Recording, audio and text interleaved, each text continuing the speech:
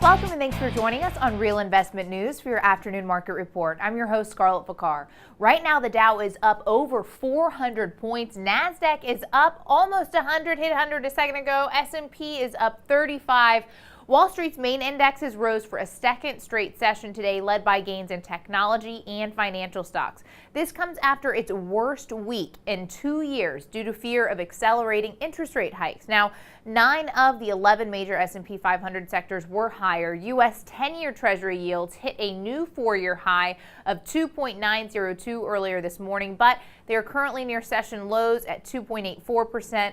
They've been really low for a long time because the Federal Reserve bought up a ton of bonds, which lowered yields, but now they've backed off, causing this spike. But look at this chart dating back to 1965. Rates have continued to go down for 40 plus years, and some are asking, are we finally seeing them trend upwards? Well, we'll keep an eye out on that. The rise in Treasury yields is the reason we've seen a decline in the appeal of stocks. Also, stock valuations, well, they're at historically expensive levels. The volatility index, Wall Street's fear gauge, was last at 27.94 today, more than double its 50-day moving average, reflecting recent market volatility. It looks like the economy is finally perking up, but remember, hourly wages rose 2.9%, and if wages are going up, that is generally bad for bond prices, so that's why we're seeing all of this happen. A fast-growing economy means interest rates could rise, and that's bad for bonds.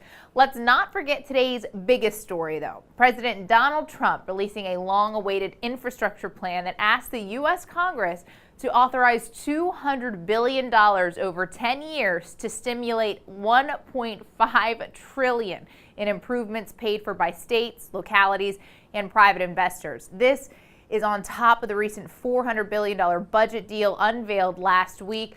A lot of money, folks. That's why we want our Chief Financial Strategist, Lance Roberts, to weigh in on what he thinks all of this is going to mean for the economy. Under President Obama, we tried to do infrastructure spending. Remember the whole shovel-ready job issue?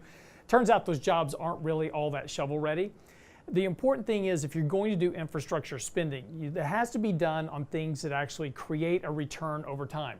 You build the Hoover Dam, you do the Tennessee River Valley Authority, you do things that people continue to use and pay a fee for over time, so it becomes a revenue source for the government. Doing things like high-speed rail or doing things that don't provide a long-term structure or are money-losing ventures such as solar energy plants, those are not good long-term investments to make. So infrastructure spending is great as long as it pays for itself over time and creates revenue. The problem is when the government tries to pick winners and losers, they always pick more losers than they pick winners. And that's it on Real Investment News for now. Be sure to check us out for your mid-afternoon market report coming up shortly.